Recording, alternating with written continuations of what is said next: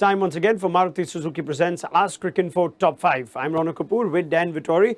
Let's see what our users have been searching for as the IPL continues to roll on. Ready?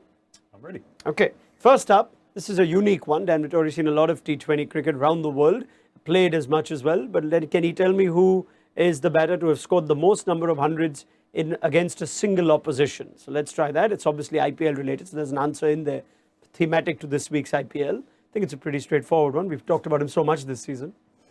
KL Rahul. Yeah, well done. It is indeed Rahul. And Mumbai Indians just can't get enough of KL Rahul, it seems. He's got 300s against them, two this season, and then there's one for Punjab as well.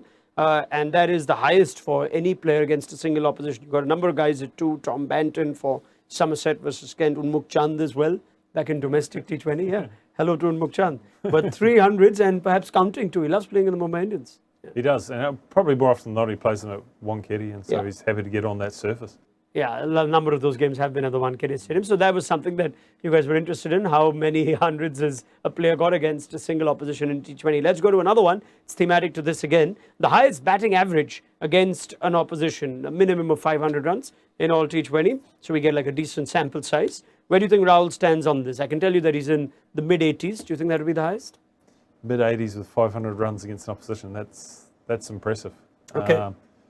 By the way you asked the question, I don't think it's the highest. So Yeah. someone else. Yes, there is. There is. You picked that up. And would you believe that Jonathan Trott is above him at an average of 89 for Warwickshire against Worcester? What was the strike rate? I will dig that up in a bit and tell you. You can ask Cricinfo. And Ben McDermott is there as well for the Hobart Hurricanes against the Renegades. Good player, Ben McDermott. Prolific BBLs, one after the other. He's the highest with 91. I can believe that. I've seen a few of those innings. I think he takes those Renegades bowlers very far back at deep skirt Etihad. This is a good matchup that's been searched for as well on Ask Cricinfo. Sanju Samson's record against Wanindu Hasaranga. Who do you think has the edge in this? Hasaranga, obviously. I think it's been mentioned. He's got him out 5 times or something. Maybe something like that, but he's well on top. Yeah, you're pretty good with that. As we look at that record between Samson and Hasaranga, we're seeing 18 runs in 6 innings, and the batter's been dismissed 5 times. We're looking at a strike rate of 78, struggled in the international series too that the two teams played last year, and he continues to struggle this IPL. For a player who's so dominant of spin, does it make sense to you, Samson v Hasaranga? I can only think of 2 of the dismissals, but both times he's got himself out. So it's almost like Sanju doesn't rate him, and Samson has that dismissive nature about some of his batting. So maybe it's a little bit of that, which takes away credit from Hasaranga because he's still a very good bowler. All right, fair enough. Samson's got some time to improve on that, but looks like that's one-way traffic towards Wanindu Hasaranga. Next one on Ask Cricinfo. Hardik Pandyas' record while batting in the top 3 in the IPL. I'm guessing that has significantly improved now. You want to give me a couple of numbers? What do you think he's got now? Strike rate plus average as a mix. I can't think of too many innings outside of this, so I'm basing it mostly on this. So what's he averaging? Close to 50, strike rate 135, 140? No, as it turns out, he's actually had 18 innings while batting in the top 3. So there must have been a number of those going back to the Mumbai Indians days too. He's got 494 runs. He's averaging just under 33 and a strike rate of about 129. Seems underwhelming almost, or is that just, that's good for a number 3 if you think?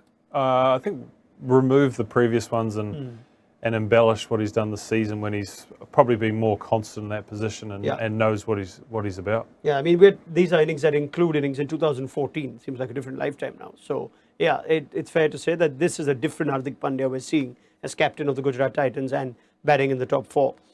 Right, let's go to another one. In fact, Hardik Pandya has batted 4 as well. So that's just the numbers in the top 3. Might be better off if you look at the number in the top 4. Finally, MS Dhoni's batting strike rate against Kagiso Rabada in T20s. You want to take a pick as to what these numbers might tell us? I assume it's very poor. Yes, a strike rate of 45. I don't know why this was searched, but anyway, we had quite a game. Dhoni took on Rishi Dhawan in the last over, nearly put some pressure on him, but Punjab ended up on the right side of that result. As we look at Dhoni v Rabada, 8 innings, strike rate of 45.45, average of 10 and dismissed once. It's fair to say that's an unfair search almost. Rabada at his prime against Dhoni, perhaps towards the twilight of his career. I think also Rabada, the way he bowls to him, he probably hits that hard length, which bowlers often talk about to Dhoni, but they're often not brave enough to bowl it to him because they're worried about what will happen. But I think Rabada with his pace may just trouble him there.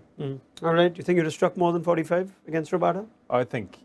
I don't think you'll find many examples of someone striking at 45. So I am surprised. All right. Very well. Thank you very much to Daniel Vettori. This was another week of Maruti Suzuki Presents Ask Cricinfo Top 5.